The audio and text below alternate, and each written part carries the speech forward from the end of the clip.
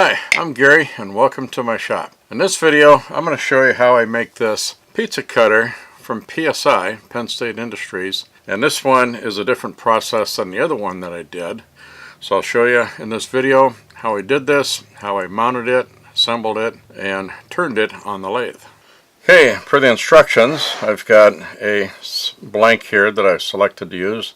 This one's a Coco Bolo. Some nice good color and grain to it. And this is 6 inches long. And according to the instructions, I'm going to drill in one end with a 1/2 inch bit to 1.5 inches deep. The other end 3 inches deep. According to the instructions with a 1/2 inch bit. But I'm going to drill it to a 31/64 diameter bit into this, then 3 inches deep. The 31/64 has a tighter fit to it than does the 1/2 inch. Now, I did some test fitting on this threaded insert that has to go inside the handle, and I did some testing on a piece of scrap hardwood. I've got a 1/2 inch hole here, 31/64 here, and a 15/32 on this one. So as you can see, when I stick in this in the 1/2 inch, it's kind of a sloppy fit, a little bit loose. The 31/64 is a much snugger fit, although it does slip into it. And that's what I'll use for the hardwoods. Now the 15/32 will work great on softwoods, and this threads into that and just barely, slightly cuts into the wood to thread itself. And I don't know if you can see the threads that are inside there. So I've got this blocks selected out, got it cut to 6 inches, and it's approximately 1 3/8 inches square. Slightly off by maybe a 32nd of an inch on one of the edges. So I'm going to run this past my fence here on my table saw. Just take off about a 32nd of an inch all the way around to get this perfectly square. Because then I have to mount this up into this chuck. It's a 4-jaw chuck. It's got rounded. I got a square block. So what I'm going to do is position it so that the 4 corners are in the center of the round parts here. And then I'll tighten that on. But I just want to make sure this is good and square to fit in here and hopefully eliminate as much wobble as I can. Now I did run this piece across my jointer to get all 4 sides flat and square to one another. So this will be a perfectly square block. I just got to get it all the same square all the way around it.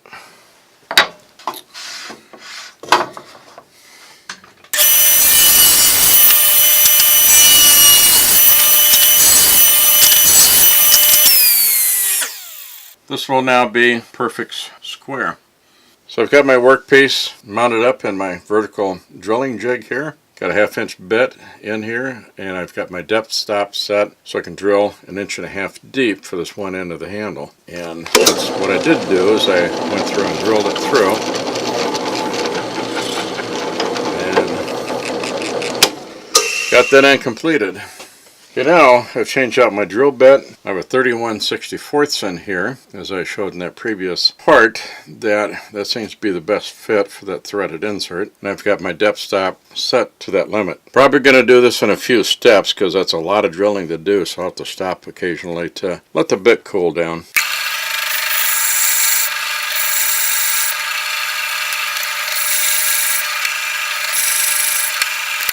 Okay, that's 1.5 inches. That's about halfway. I'm going to stop and let this bit cool a bit. Now I will finish drilling this all the way through.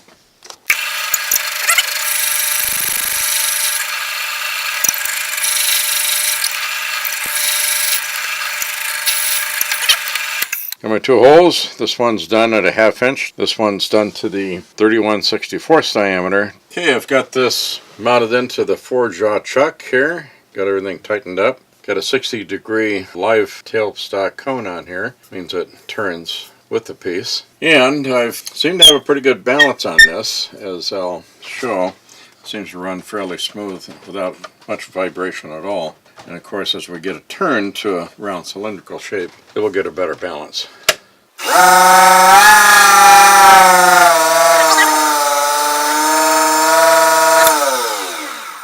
Seems to be running pretty good, so I'll get started with the turning.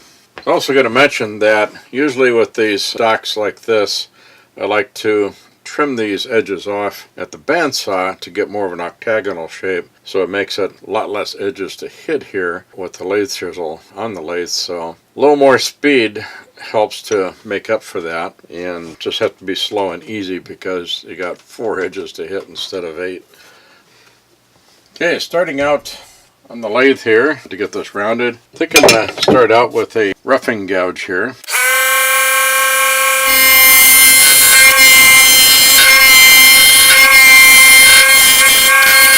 Okay, I've got this to a fairly good round cylindrical shape, pretty well balanced. Now I'll start shaping it. This will be the end where the pizza cutter hardware goes into.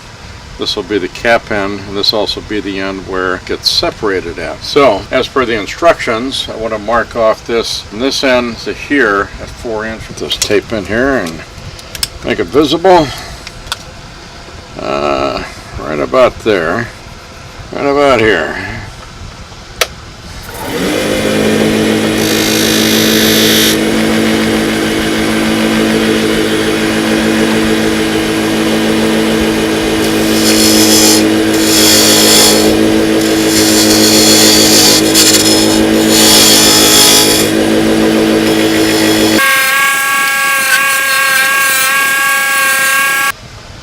This end here I want to turn down to a 13/16 diameter. I've got my caliper set up here at that diameter, so I'll use this to keep testing my fit to get it down there.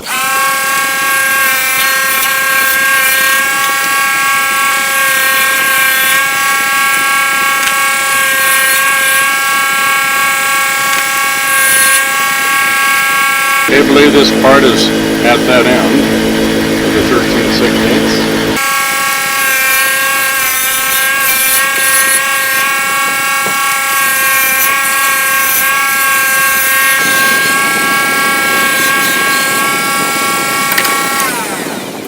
Now I'll be looking to part this part here.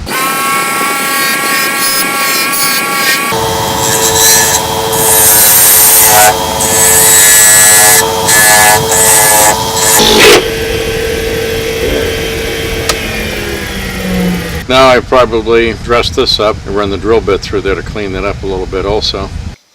So in that last clip there, I parted the body of this off the lathe before I got done with the sanding and the finishing. But if you watch my other video on doing the pizza cutter of the woodcraft version, it's the same steps that I would take on that. So what I wound up doing with this is finishing and sanding and by hand, and it came out pretty good just the same. So I will move on with this. Next step is I will glue this threaded insert into the end of the handle, and then I'll leave this sticking out about 1/4 of an inch so these gold rings can have a guide of something to sit on. Going to be 2 rings on this end. They'll have this in just slightly below the surface of the rings there. That helps to support them there. Then on the other end I have this cap at the end with 1 gold ring on there that fits into this hole. A little bit snug here right now. I think I'm going to have to enlarge that a little bit, and then I'll epoxy all these things together in place. Then after that, all that's left to do is to assemble the pizza cutter onto that, and it'll be a finished project. Okay, now I'm going to mix up some resin here to attach all these parts together. Or I'm going to mix up some epoxy to glue these parts in. Get it all mixed up well here. Okay, this is the end for the cap. Smear some in that hole. Since this will not be as easy to clean up later, if I were to put the epoxy on this and get the squeeze out, it's not going to be as easy to clean up, so I coated well inside of this. I kind of twist and turn this as I put it in. Spread the epoxy. See, I'm getting some air pressure in there. Okay, looks like what I'm going to need to use is a clamp. Hold that together. Happen to have one within arm's reach here. Okay, hold that together with that clamp and let that cure for a while. Then I'll come back, have to mix up more epoxy and put the threaded screw in there. Okay, the glue on this end cap is dried. It's all set to go. Now I'll mix up the epoxy here to glue in the threaded insert.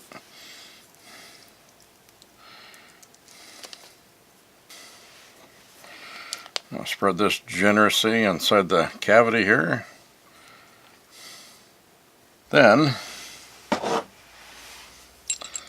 some on the threads of the threaded insert here.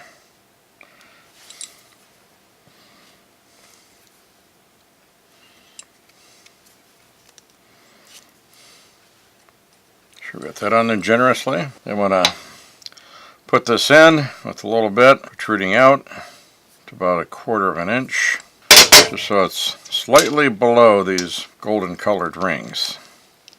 Just about like that. Now let that set up. Okay, so the glue has dried on this one, on this threaded insert, so I can put this together. I take these 2 gold rings, put them on the part of the threaded insert that extrudes there. That helps to hold them in place so they don't get kind of off balance while putting this together. And it's just screwing the handle on, and as I get up close there, make sure these rings are centered around that insert so they stay in place better. And we have a finished pizza cutter. This is the one by Penn State Industries, otherwise known as what we call PSI.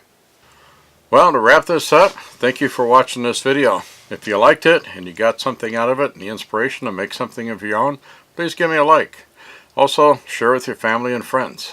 To see what else I may come up with in the future, please subscribe. Also, please leave your comments and suggestions in the comments below. I like to review those all the time, and I get a lot of good ideas from you. Thank you.